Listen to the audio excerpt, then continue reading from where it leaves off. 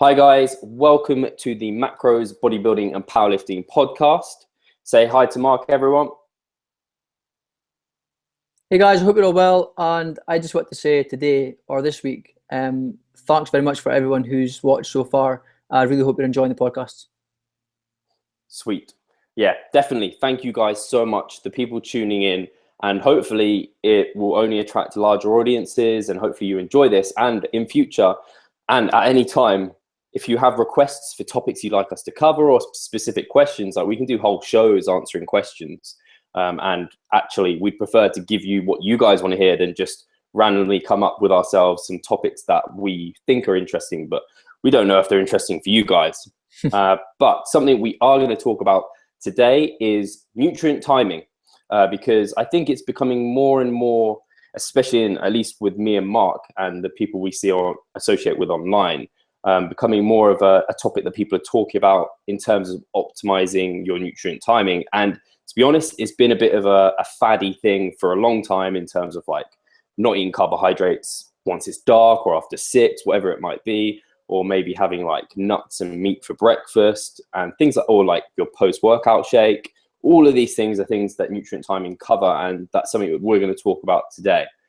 So I'm going to let Mark kind of just talk about priorities first, because I think we do it virtually every time we talk about these sort of like taboo subjects like supplements and stuff, but I think it's worth reminding everyone always the priorities that we have. Yeah, definitely. So we'll take altering body composition as the kind of goal, whether it's fat loss or muscle gain, and your priorities for either one of them, whether you're trying to gain weight or lose weight, should be calories, total calories, in a given day or even across the week. You really want to make sure that you've got your calorie intake under control before considering anything like nutrient timing. So when you're going to have meals, or when you have to have meals, or even like cut-off times. You hear about people who are potentially worried about eating carbohydrates after a certain time at night. None of that would matter if you had control of your calorie intake and it was set up like specifically for your own goal. So priority would always be calories first. I mean, Steve, is that something that you would agree with? Oh, 100%. Calories. I mean, even for body composition and health goals, and probably even, not even probably, sports performance. I like that you gave the context of body composition, because that will come into things later on with nutrient timing. But for any of those things, calories 100% are going to be the biggest thing that are going to dictate the success of a diet, right? Without any kind of people get so confused by these things, but it's like, just look on the bigger picture. Don't miss the forest for all the little trees. Yeah. And even one thing I typically see with a lot of clients is they know, or at least they think they know when they're supposed to have their meals, or they think they know when they're not supposed to have their meals, but they've got no idea of their like total calorie goal or intake. So they're stressing about all these little details without having the fundamental things in place. So I would definitely say nutrient timing, priority, calories, and then like if I'm working with a client, I'd probably suggest, like, once you've got the calories under control, you know how many calories you're eating per day, then next thing would probably be like protein. Trying to think about at least a protein target or a protein range. I know you are a big fan of protein or macronutrient ranges, at least, and so am I as well. I really like that approach. I think it gives a lot more flexibility. But again, I think people do just get bogged down with the minor details without understanding what their calorie goal should be, and that should definitely be the first thing they consider. Mm-hmm. Yeah, so definitely the next thing after calories, like you were saying, is things like macros, and then probably protein most of all, especially for body composition. For health and performance, you might argue there's some differences there, because if you are an athlete, then maybe you don't want to prioritize your protein first. Maybe it is carbohydrates, but you still want to get a good mix of these three. And protein for body composition purposes is going to be number one, just because it's the best thing for retaining muscle. Arguably, there's lots of things to be involved there. And then building muscle, it is the building block. And what was I going to say? I was just going to say, when you talked about kind of people kind of not understanding it fully, do you ever get people who ask you in the gym, like, have you ever had someone come up to you and be like, what's your post-workout shake? What protein are you on? And then you might be like, but are you asking this for any reason? Like, do you know how much protein you're fully having each day? Do you know that? Yeah, absolutely. It's funny you mentioned that, because there's definitely been times in the past where it's so funny to think about this. I would literally, and it's so funny because I had no idea how much protein I was taking in. I had no idea of the calories I was taking in. But literally, after my last set of whatever it was, I was downstairs and maybe even have it in the gym with me. But usually it was in the locker, and I've hands up. I'm going to admit this now. I've came this far. I've drunk a protein shake in the shower before. Yeah. But again, it seems so funny and so ridiculous now, but that's genuinely like, and that's why I can relate, and that's why, kind of, rather than making like fun of or pointing the finger at these kind of people, I'm much more, I would like to help them understand nutrient timing rather than like criticize what they're doing, because I've done it, like I said, protein shake in the shower, just to make sure that the workout was like not going to be affected. Even though I had no idea of, like I said, total calorie intake, I had no idea what protein I was taking. The only important thing was getting that like post-workout protein shake in as quick as possible. And of course, that there is some merit in having post-workout protein consumption for sure, like relatively close to your training session, and especially if it's something that's like convenient for you. If you've got time to sit down and have a post-workout meal straight after training, or even if you've got the calories left, or if you're in an amount of calories that you don't mind like drinking a protein shake and having that liquid calories within a diet, then it's convenient, it's handy. But also, I wouldn't be getting too stressed, or your post-workout meal shouldn't be causing you any stress. Like, you shouldn't be like throwing your food down. If it's going to be like an inconvenience, or you're hurried or whatever, I think you'd be a little bit more relaxed. Ideally, that there are like recommendations that we could make to clients if they wanted to maximize NPS and maximize muscle gains. But like in the real world, I'd be more concerned of just like getting that total protein intake in across the day. 3 or 5 protein servings would probably be sufficient, and that's what I'd be recommending straight off the bat. If it was convenient for them to have some post-workout protein intake or consumption, then yes, definitely that would be a consideration as well. But again, nutrient timing is so less. It's not as important as total protein intake across the day. Yeah, I think I actually wanted to touch, because I shouldn't laugh at you too much about the protein shake in the shower, because I used to have protein shakes in the disabled toilet that was like on the same level as the gym after my sessions. And I used to have them in there because I wanted to hide the fact I was having them from my friends, because I was like, I'm going to eke out every gain I can and you're not. And that's far. Yeah. The sad thing is, at least one of my friends, like one of my best friends to date, was seeing better results than me, and he didn't have a clue what he was doing either, but he didn't care about the post-workout shake or anything like that. And it just well, that might have been slightly genetics. You don't know anything. Neither of us knew what we were doing nutrition-wise. We were both training the same. But yeah, we both, you and me, can relate completely to all of these like nutrient timing things. I definitely did, but I think I did all of them, to be honest. I had the slow digesting proteins before bed, and but with all of them, there is some like underlying kind of basis behind it. It's not just complete rubbish, because especially for protein, because it is the only kind of carbs can be stored, fat can be stored, protein doesn't get stored. So you do kind of need to keep replenishing yourself with protein and amino acids. And so by having kind of a slow digesting protein before bed, it can kind of slowly release them through the day. But a big reason kind of nutrient timing doesn't matter that much, and we can see it in real life, is intermittent fasting.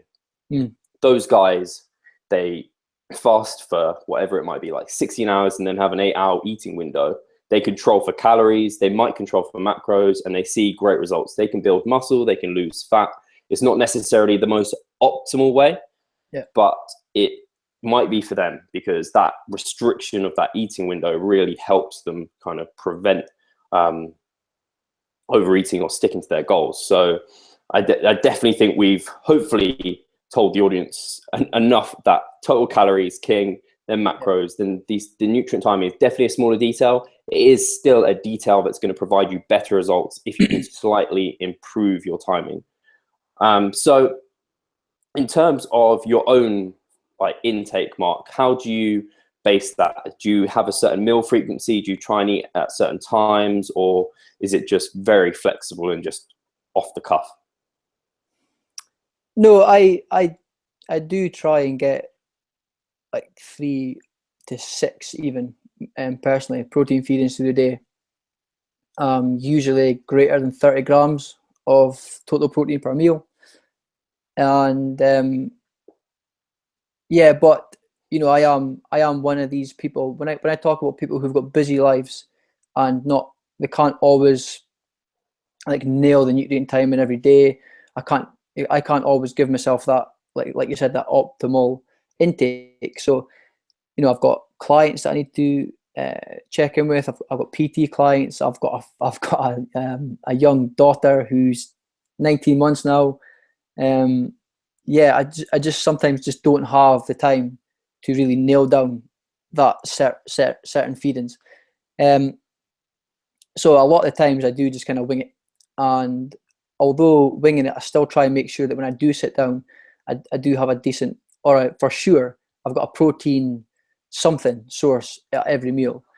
And that's really interesting for me. I think it's just because I'm so used to doing that now. When I eat, I think, what can I have with my protein, kind of thing. That's just how I am now. Just getting into that routine. And it's not until you see like clients' food diaries or something, and some of their meals, like 3 of their meals a day, have got no protein or very little protein, like maybe having pasta or you know, low relative to like a lean protein source or whey protein. It's not until you see that and you think, wow, like people don't consider protein all that often. But yeah, 3 to 6 feedings a day. I do have a post-workout, whether it's a shake or a meal. And yeah, I kind of just run with that. What about yourself? It's interesting you ask, actually, because I recently changed mine, because I'd been having 5 meals a day, but I'd basically I actually hadn't been having a morning. I've only recently implemented a morning shake, just a protein shake as soon as I wake up. Because whenever I diet, I basically try and fast for as long as possible till eating. But that was, I mean, if that allowed me to control my calories and it was the only way I could do it, then maybe, yeah, that's a good approach. But if I can afford to just drop in this kind of dose of protein early on, I'm going to see probably more muscle retention or more muscle growth either way, just because I'm giving myself boost of MPS, which is muscle protein synthesis, if people aren't aware, and that's essentially growth of protein of muscle. Muscle protein synthesis to muscle protein breakdown, the balance between that is going to give you your end result. So if you have more muscle protein synthesis and it's higher than your muscle protein breakdown, great, you're going to build muscle. Or if they equal out, you're going to maintain it. So yeah, anyway, so I've been having this early morning shake. Then I'd have like a proper first meal before the gym, go to the gym, come back, have a post-workout, normally type meal type thing, something very small, and then I'd have dinner, and then I'd have something before bed. But what I'd been doing was like the morning, basically until after the gym, it was like 5 o'clock and I'd eat maybe 1,000 calories. So I'd have like 2,000 calories within like 3 hours or something absolutely ridiculous. So I wasn't like in my head, I was like, oh, I'm doing my timing optimally, but in practice, I wasn't. So I've recently switched to having the morning shake, have something and because I'm, unlike Mark, I'm really in control. So I don't have any children. I don't have any other commitments. All I have is my job. I train, and then Charlotte comes home and we have dinner together. So I'm at home basically all day and can get in I can be as optimal as I can be if I want to be. So I have the shake in the morning. I have that same meal, but then I have one before the gym as well. And then I have one, I go to the gym about an hour later and then have one after the gym. And then I have dinner with Charlotte, and that's the last of the day. So I tend to spread my meals, 5 feedings of protein, and I have normally 3 to 5 hours between each one. And that is based off the fact that depending on your serving size of meal or of protein, generally like 3 to 5 hours seems to be where kind of that muscle protein synthesis peak comes back down, so you can peak it again. Because like you were saying, you aim for 30 grams. There isn't once you've hit that 30 grams for yourself, it might be that's maximally hit MPS, and any more than that isn't going to give you any more benefit. It's just going to kind of prolong the amount of time that it flushes out of you and prolongs digestion. So it's not wasted, but it's not as beneficial as maybe splitting a 60-gram protein feeding into 230 grams, which would get you 2 kind of jumps in MPS, which is what you were talking about in terms of like your clients. And it's very typical for people to have like no protein breakfast, a little bit of protein at lunch, big protein dinner. Yeah. So they're getting like these little flickers, and then they're getting like boom up, but it's not as good as having a nice kind of dosing strategy through the day, which would be optimal. This is like the results over years and years and years would probably see you like accrue maybe a couple of pounds more muscle, but over like a year, like you're going to see barely any difference. But if you can do it, why not, really?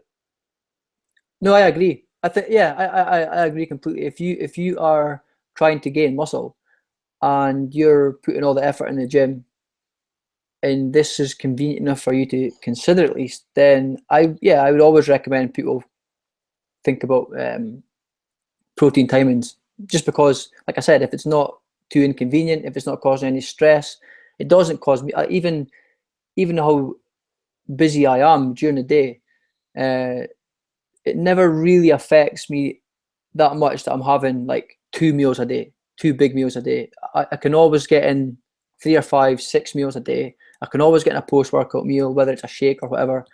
And so yeah, I would, although it's still going to have a huge effect on gains or muscle growth over time, I would still recommend that people at least consider it, if it doesn't cause too much stress. What about leucine? So would you ever consider the try and get like 3 grams of leucine, 3-5 grams of leucine post-workout? Is that something you consider? Yes, so there's good that you brought up the leucine, because that seems to be, from what I've read and heard about, that's like the trigger, because you need that amount of leucine to give that initial response, but then you need all the other the other branch chain amino acids and essential amino acids to give like the overall MPS response. But the leucine's like that, the trigger is how people typically talk about it, isn't it? So I believe, from what I've seen, if you have a high quality protein, so like a lean meat or like a dairy protein that has lots of leucine in it, then you need, it's 0.3 grams per kilo is going to give you that max MPS response. Whereas if it's like a mixed meal, so you've got loads of veggies in there, you've got other poor quality sources, lower quality sources of protein, so like bread, gluten, pasta, then you probably want to shoot for 0.4 grams, because of those lower quality sources. So I do tend to try and kind of either make my quality, like my protein sources, high quality, or get that higher amount, 0.4 grams per kilo. That's definitely something people should try and consider, because it frustrated me. Although these are always minor details, which I like to remind people that by having less than that amount doesn't mean you've not got a benefit. It's you're still hitting and going towards your overall goals. But it frustrated me because I remember making a post a while back, and you might remember this, Mark. I think it was like the protein Snickers and Mars bars. I was like, these are 18 grams of protein. Like, that's not enough to maximize your MPS response. How annoying. And it was like a piss take, essentially. But in reality, like, for people who are really trying to optimize it, and that's what, like, they've bought this protein bar, they might actually be better off buying one that has 30 grams in or 25 grams in, because they're not going to maximize their results via that one, if that's what they're really trying to do. And that's minor things, but. Yeah, of course. Yeah. I think, although it's minor details, I think people still like and enjoy being educated in the minor details. I think, yeah, but I remember that post well about the Snickers and the Mars bar, and yeah, like one is 18 and one's like 19. I mean, like, come on, I get a couple more grams of protein in this bar.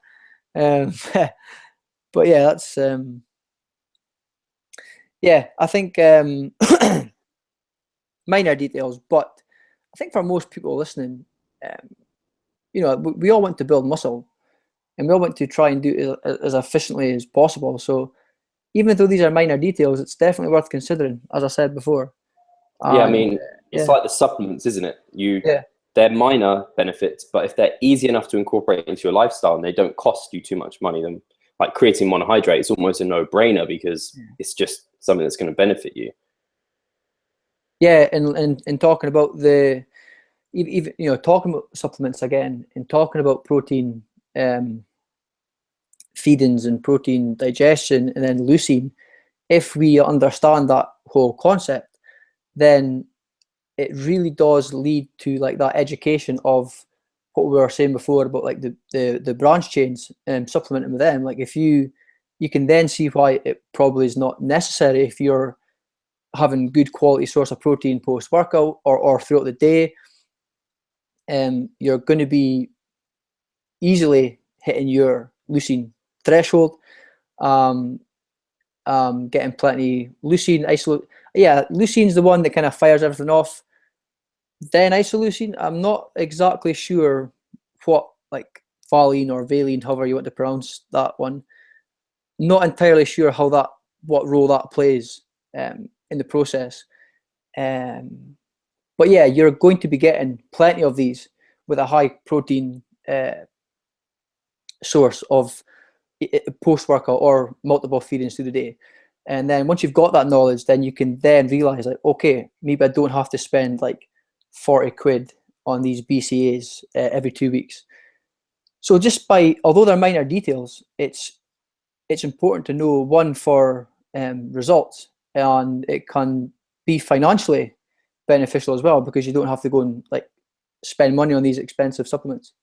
And for actually, it's a point I made with my clients, is some of them like every month I was like, I could look over kind of what a general day looks like in terms of your eating habits. And I advise them when we start up kind of how, if they want to optimize their protein feedings, we can do it this way, but people forget and it becomes a habit. So with one of my clients, actually with several of them, I was like, why is there any reason you're like not eating anything until like 1 o'clock, 12 o'clock? Is there any way we can get you to have a shake first thing in the morning? Because if you're trying to build muscle, this will slightly benefit you. And I've had really positive responses from people. Like, they're like, oh, I used to like really not look forward to having to fast till later, but it's just a habit that I'd got into, and now I look forward to waking up and having my protein shake. So they're not even like, they're happier for it, and they're getting that extra benefit. And I think for most people, like having 3 meals a day, and if they spread their protein through those meals, that's a really effective strategy. If they want to do anything different, they maybe could add a post-workout shake there as well. And then that's a really effective strategy, and it's not that difficult for most people to try and like get into practice, really. No, I love that. In fact, that's actually how I would coach it to people. I'd really like to see people try and get in that 3 meals per day. Yeah, 3 proper protein feedings per day. And then if they wanted to increase it again, yeah, a post-workout shake or post-workout feeding, whatever it would be the next step for sure. And yeah, it's amazing when these things do become habits. Like you say, you often do get positive feedback. When I get food diaries from clients, you know, they're always quite happy to send them off. Really positive week, and often, you know, you're looking at the food diary and you're really struggling to see where this protein's coming from, and then just like a gentle reminder of, like, you know, well, like you said, is there a reason you've maybe fasted for this amount of time? Is there a reason, do you not like, are you struggling to eat this protein? Do you not like it? You know, what's happening? And often it's got nothing to do with that. It's just that they haven't considered it because it's not a habit for them. They don't go in their fridge to prepare a meal and think, what protein source will I put on my plate tonight? It's just like, what food what will I grab? But yeah, once we can just, if we can get clients to, and this is both fat loss and muscle gain clients, like specifically, if we can get them to just think, like, trying to obviously get calories under control, that's the big one, but then just try and prioritize protein pretty close behind that, and just get them thinking about it first. Often there is a big difference in results, and whether it's for muscle gain because they're really stimulating that MPS throughout the day, or whether it's fat loss because they're more satiated. Once people start to prioritize protein, it's a game changer, and it's such an important macronutrient for body composition, whether it's muscle gain or fat loss. I'd 100% agree, because often I think you could even say to someone, okay, we're going to not do anything different. All we're going to do is aim for this total protein intake, which is probably higher than what they've ever eaten before. And then we're going to split it into like 4 feedings through the day. And because like you said, protein is kind of highly satiating, and like there's been feeding studies where people drop out because they can't possibly eat that much protein, and it's crazy. So just by making them eat a highly satiating food and lots of it throughout the day, they're probably by default going to fall within that calorie allowance. But that also shows that the calories are overall the absolute key thing to have in place. I think we've talked quite a lot about protein, and hopefully people have really understood the importance of it. Actually, the last thing I wanted to talk about on protein was the recent study that's come out, which was really, really good, because I think there'd been 2 studies before it where they'd looked at post-workout protein, and Alan Aragon and Brad Schoenfeld did a great review, and they found out it had very minimal effects, especially if you'd kind of, most people have eaten beforehand and there's the protein still being digested, so the post-workout didn't seem to matter too much. But what they did find after this one, which was after a full body workout, so you're obviously in the gym, muscle protein breakdowns going on, and you're using your whole body, so you'd expect maybe more muscle protein breakdown has happened. So then after the gym, they found that they needed to have 40 grams, I think it was, of whey protein, whereas in the past 20 grams had been enough to maximally stimulate MPS. So it kind of gives us guys as practitioners the idea that maybe we should tell people to have, if they are going to have a bigger protein feeding, it should be after the gym. This is one study, and I think you're the same with me, Mark, that we don't put too much like emphasis on one study, but it might, if it's another easy thing to change, then maybe it's something we'll think about. Definitely. Yep, absolutely. Like, just the same as what we've been saying. If it's not causing too much stress, if it's convenient. Interestingly, it is only one study, but nevertheless interesting anyway, and something that, if it doesn't cause any more inconvenience, then yeah, let's think about doing that. And if we're having a bigger protein feeding, like you said, we'll consider, and we'll have that one post workout. Awesome. So yeah, apart from protein now, I wanted to get your thoughts on other timing. So whether it's timing of fats or carbohydrates, because I know, well, there's been a lot of weird talk on these sort of like taboo things. So like carbohydrates, not eating them after 6, or like maybe having a fat and protein only breakfast, which seems kind of quite different to that one, because it's like you don't have carbs at breakfast, you're not allowed them at night. It's kind of controversial, different. Do you think there's any reason to time carbohydrates or fat at all? Yeah, what are your thoughts on that, Mark? Yeah, I unlike protein, where guidelines are fairly like general, to some degree, I think carbohydrates and fat, not just total carbohydrates and fat in a person's diet, but the timing of them is going to be so individual. Some people like to have a lot of carbohydrates pre-workout for the energy. Some people don't have any carbohydrates pre-workout because it makes them feel bloated and kind of like lethargic, and like they want to go to sleep rather than go to the gym. I think you would really have to be working with the client one-on-one, and rather than coaching systems, like coaching the individual with that, finding out how they feel. They could maybe, if it's a new client, they've never really considered these things before, they could maybe have like a trial week or trial couple of weeks with just basically testing how they feel. So have a pre-workout meal, don't have a pre-workout meal, have some carbs before bed, have some carbs in the morning, and just kind of play around with how they feel with that intake. Yeah, that's probably how I would coach the carbohydrate timing. Same with fats, to be honest. I off the top of my head, I couldn't really see like any reason to specifically program them in certain times, like I would be suggesting with protein. Mm-hmm.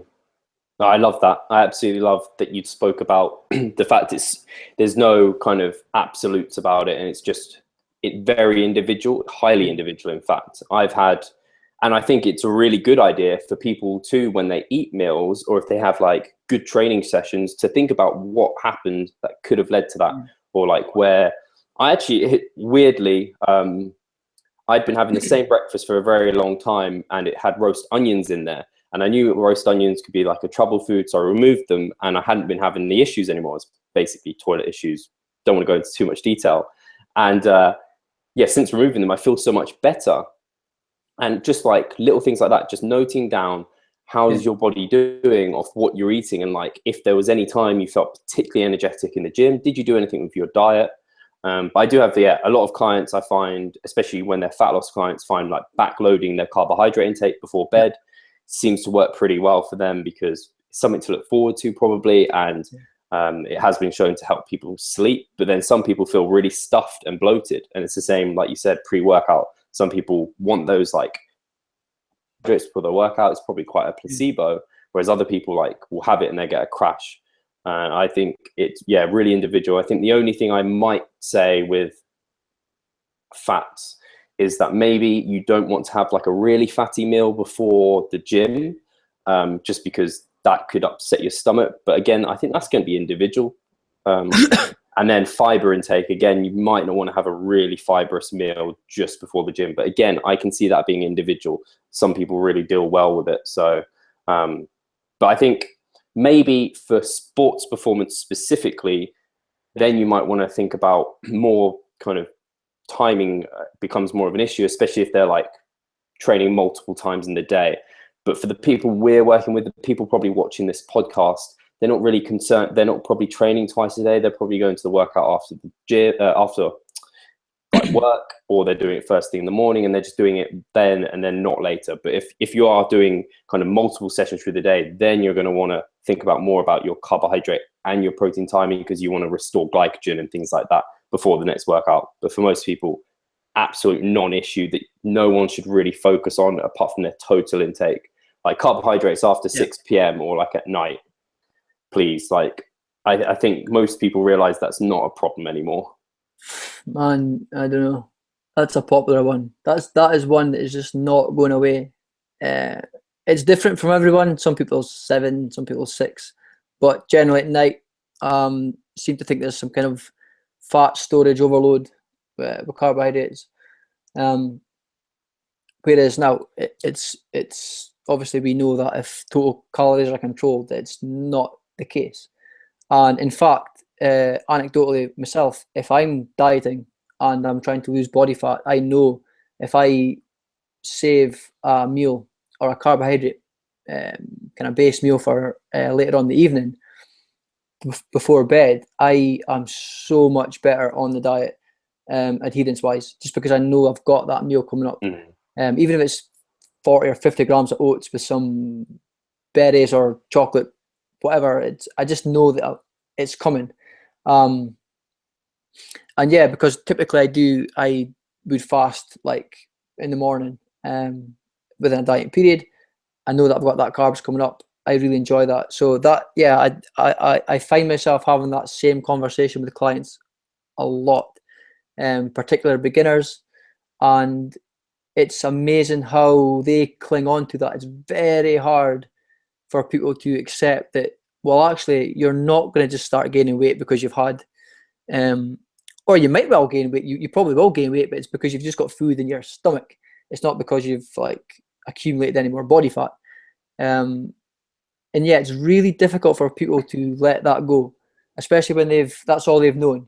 So if you've got a 36-year-old male or female, and all they've known for the past 10 years is that carbs after 6 make them fat, and then they come to you and after one consultation, they're not going to change their mind. And it's a process to try and educate them and get them feeling comfortable and confident that they're not just going to start gaining weight. However, for some people I've found this just by working with clients, that it's sometimes an idea for people not to save calories for evening because they like lose control when they start to eat them. And they can't just have 1 scoop of ice cream or 2 scoops of ice cream or whatever. It turns into like a mad binge. So sometimes having their like evening meal, their last meal, is an idea for them. So again, it's really, really individual how we coach people. And again, it's kind of just like coaching the individual and not like coaching like a system. You talked about sports performance. That's a different ballgame altogether. And obviously there's guidelines and considerations for people who are concerned about sports performance or multiple times training. For most people that we work with, they're probably only training once, and that's resistance training. They might be having like a cardio session whenever, some kind of steady state cardio. But for most people, they're going to be like in the gym lifting weights once per day, and probably no real reason to like worry about quickly replenishing glycogen or having like dextrose or all these things. I don't think it's really necessary for our typical client. Yeah, it is just so individual. The whole kind of binging thing, I can completely relate to people doing that. And the fact there's kind of people will often almost starve themselves. So then they are super hungry in the day, and that actually has a detriment effect to their sport, like their actual gym performance then. And there's a real balance there. And that's when, yeah, you really have to get really hands-on and individual with the client, and even with people online. And this is why we have to have such a good relationship with all of our clients. If they're one-on-one, like you have people one-on-one, but every single one of my in-person clients who are not in-person, online clients, I have to have a real relationship with them so that they feel like they can tell me everything. Because if they're struggling and it's literally just a simple thing, like they're saving all of their carbs before bed and they're starving in the day and their gym performance sucks, they need to change something. Because I actually found this with one of my clients who said they normally train fasted first thing in the morning, but they had this one opportunity where on a Sunday evening they could train, and they were like had a coffee and some like food before it, and it was I think they even said something like it was really quite a lot of trouble because I was doing so many more reps with the same weight and I felt like I couldn't stop. It, like for my past workouts weren't like that at all, and I was like, that's not a trouble, that's amazing. I was like, every time now we train, we need to try and give you some fuel, even if it's just something easily digestible, just something small, because we know how much of a benefit that has for you. Which again, fasted training is something different people have different responses to. Some people really like it, other people can't stand it. And I think a lot of the time you'll eventually fall into habits and routines that your body really likes. But something that is interesting is that when you do change your nutrient timing, you will notice it, because your body has it's called your circadian rhythm. And so you release ghrelin, which is like a hunger hormone, and it releases it in like pulses throughout the day. than it knows it normally eats. So you'll find you get hungry at the same times every day. So if you are trying to switch to like an intermittent fasting approach, it's going to be really hard if you've gone from eating 5 meals a day. So that you can try and do the whole, I think I quite like protein fasting. So if people are trying to do the intermittent fasting approach, just have like protein feedings before it, because at least then you are getting that benefit of the amino acids coming in throughout the day. I don't think I've got particularly anything else to say about nutrient timing. I'm sure there's so many taboo subjects and things we could be talking about, but I don't think, apart from what we've said, I think if people apply the things that we've talked about, I don't think anyone could really go wrong. No, I agree. And I agree that it's so individual, and that people, like you said, quite often they just kind of stumble across what works best for them, kind of trial and error.